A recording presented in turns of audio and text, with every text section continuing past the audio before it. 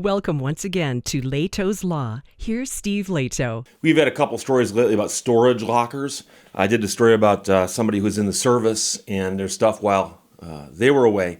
Their stuff was in storage and it got auctioned off, and we talked about that. Now here's another story, a similar issue, but simply appears to be a clerical error on the part of the place that runs the storage units. And the headline is, "You sold my stuff. Woman's storage unit mistakenly sold after mix-up." Now, this is from KPHO, and Susan Campbell and Deborah Worley wrote this. Mark, Talia, and Chad all sent it to me. A woman in Arizona lost a storage unit full of sentimental items when it was mistakenly auctioned off.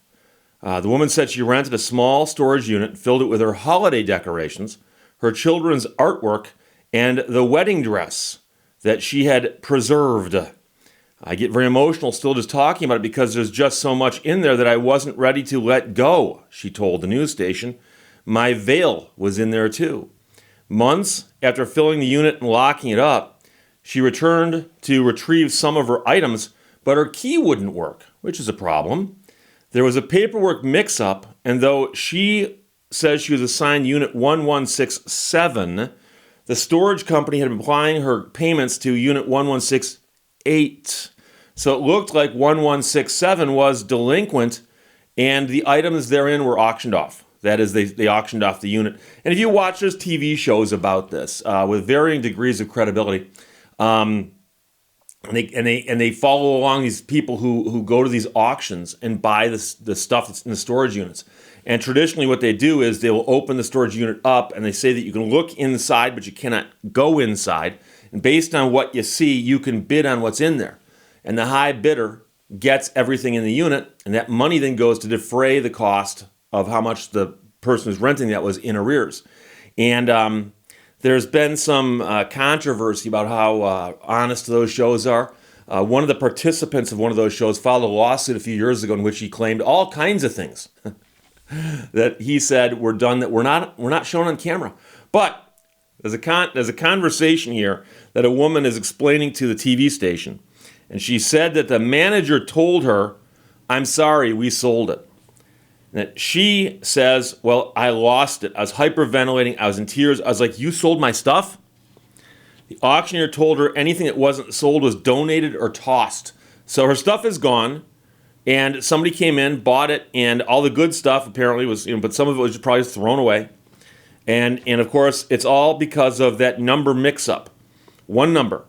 So she was renting 1167, but they were applying her payments to 1168, and that was it. And that makes you wonder, because if you send your money in, you think you'd be saying, apply this to this locker number. And were they really actually seeing 1167 on the bill and then applying it to 1168? Or were they doing this off of, like, say, a customer number or off of her name? Because I'll tell you, I actually had a storage unit for a little while. I had a lot of my stuff in a storage unit for a little while. And I know that I could log on and pay it. When I logged on, it would say, what is your locker number? And I think I had a password and a bunch of other stuff. And I'd log in, but it was clearly my stuff. I knew that. So I'm wondering what was going on here, but here's the scary part. In the fine print of this contract with this company, there's a clause that specifically says no valuables should be stored in the storage space, including heirlooms or works of art. So just so you know, when you sign a contract and you read it very, very carefully, and you're putting stuff in storage, they're telling you, do not put valuables in there. Do not put heirlooms in there. Do not put works of art in there. And those are just some examples, okay? But the idea that you can't put anything valuable in there will strike many people as odd, because a lot of people who are moving, for instance, will take all of their stuff and put it in storage. And, that's why they call some of those companies so-and-so moving and storage. And the reason that is that many people will move and they'll have to have their stuff temporarily put in storage. But also, these storage places, they advertise and say, you can rent a unit, put stuff in here, and it's safe and secure. As long as it's not valuable, an heirloom or a work of art, in which case all bets are off. Now, it makes you wonder why they have that exemption there. Because it implies that they know bad stuff might happen, which makes you wonder then, as the landlord, aren't they liable for bad stuff that happens when you're not there, but they are? I mean, the storage place I had my stuff at had a lock on the door. It had a fence around the yard, topped with barbed wire, and it had a key code to get in the place. Now, you could get in there 24 hours a day, 7 days a week, but there were cameras around. And so I assumed my stuff was safe, and my stuff was safe. I'm one of the few people I know who put stuff in storage and got it back out later. My stuff was not auctioned off on TV. The woman says one of the managers at the company offered her $5,000 to settle for everything that was in that unit. Then the offer changed. The district manager calls me the next week saying I need receipts. And if I cannot give them receipts, more than likely they're not going to be able to give me the $5,000 they had already offered me. And I bet right about now they're sorry they didn't do that because of the TV coverage. Meanwhile, there's an attorney who specializes in consumer cases said that this woman's experience is not unique. This attorney's not involved in this particular case, but says some companies come up with long lists of requirements before settling consumer complaints. Consumers who have the same experience are given the runaround. The effect is that you wear the consumers down, and by attrition, they sometimes just give up. The attorney noted there are ways to come up with the value of lost items even without receipts, but it takes some work. And one of the things is it's not just the value of the items, it's that the items existed. Because a lot of people are going to say, okay, you claim that you had a valuable heirloom in there or a valuable antique in there. Prove to us that there actually was such a thing in your possession in that locker, with or without the receipt. We don't care. For all I know, you're going to show me the receipt for something that you still have, but you claim it's gone because it was in the locker. If something is of personal value, I would suggest potentially going through and making an inventory and creating an affidavit. It's a sworn statement by the consumer saying this is the value of my loss. I'm not sure how helpful that is because there's an old saying that paper does not reject ink. I can write anything I want on an affidavit, sign it, get it notarized, and go, there's an affidavit. I am the king of the world. I own the entire state of Nebraska. It's notarized. Look, you can't dispute that notarized signature. So the back and forth with the company has been hard for the woman, but losing the priceless treasures is what hurts the most. How do I tell my kids their stuff is gone? Their ornaments, she said, referring to Christmas ornaments. Now, the family's Christmas tree this year does look different. It's still beautiful, but it can never be the same as it was. TV station reached out to the storage company several times over the past several weeks, but the company has not responded to calls or emails. I would have thought that the storage companies would have insurance for these kinds of mix-ups. So it makes me wonder how often they happen. But the receipt thing is one of those things I've heard before. And I don't know if I've told this story on this channel before. But I've been practicing law for 31 years, and along the way I've represented a lot of people, many with lemon law claims, but some with other kinds of claims.